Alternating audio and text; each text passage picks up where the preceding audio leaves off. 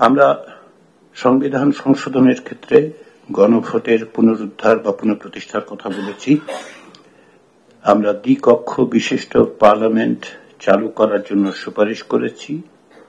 এই দ্বিকক্ষ মিলে যাতে করে সকলের প্রতিনিধিত্ব থাকে, তার জন্য একই সঙ্গে সংখ্যাগরিষ্ঠতার ভিত্তিতে নিম্নকক্ষ কিন্তু সংখ্যানুপাতিক প্রতিনিধিত্বে উচ্চকক্ষ তৈরি করার জন্য সুপারিশ করেছি।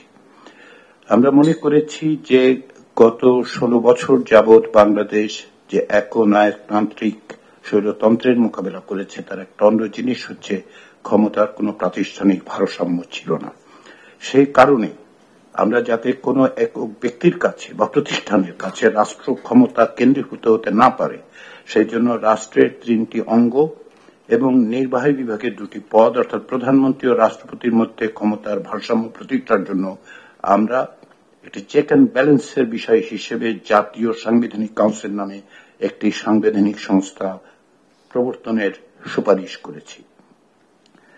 সেখানে থাকবেন রাষ্ট্রপতি, থাকবেন প্রধান বিচারপতি, সংসদের মাধ্যমে যিনি প্রধানমন্ত্রী হিসেবে নির্বাচিত হবেন এবং বিরোধী দলের নেতা বা নেত্রী হিসেবে নির্বাচিত হবেন। 2 কক্ষের স্পিকাররা থাকবেন, ডেপুটি স্পিকাররা থাকবেন, যেহেতু ডেপুটি স্পিকাররা বিরোধী দল থেকে আসবেন, এবং একজন থাকবেন যিনি অন্যান্য দলগুলোর প্রতিনিধিত্ব করবেন। আমরা মনে করি যে সাংবিধানিক প্রতিষ্ঠানের যেই এই ধারা, এই প্রতিষ্ঠান সাংবিধানিক প্রতিষ্ঠানের ক্ষেত্রে নিয়োগ প্রক্রিয়াকে স্বচ্ছ করতে পারবে, জবাবদিহিমূলক করতে পারবে।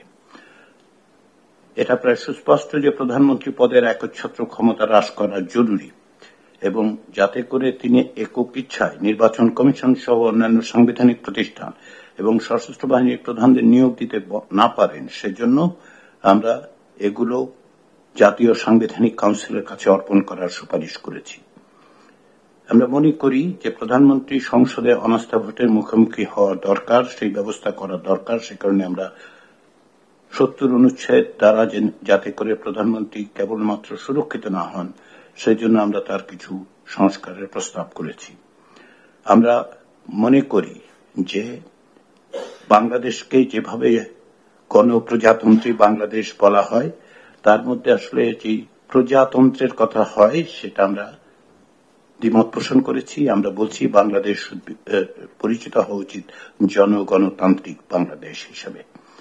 আমরা অন্তর্বর্তী সরকারের সুস্পষ্ট কাঠামোর পরামর্শ দিয়েছি, এবং সেক্ষেত্রে আমরা মনে করি যে অন্তর্বর্তী সরকারের প্রধানের উপদেষ্টা বাছাইয়ের দায়িত্বভার কোনো ব্যক্তি বা কোনো একক প্রতিষ্ঠানের উপর থাকা ঠিক নয়।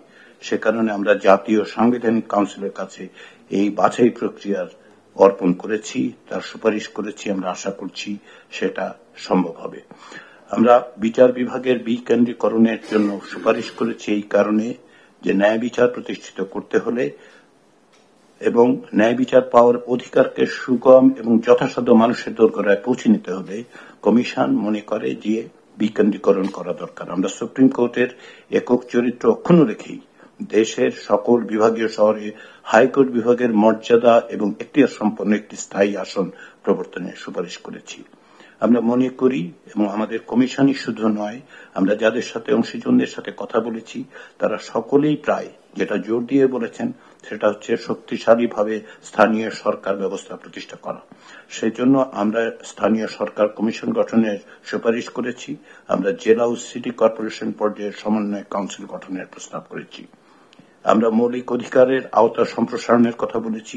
শুধুমাত্র তাই নয়, আমরা সাংবিধানিকভাবে তার সুরক্ষা এবং তা যেন বলবৎযোগ্য হয় সেটা নিশ্চিত করার জন্য আমরা একটি সমন্বিত একক সনদের কথা বলেছি।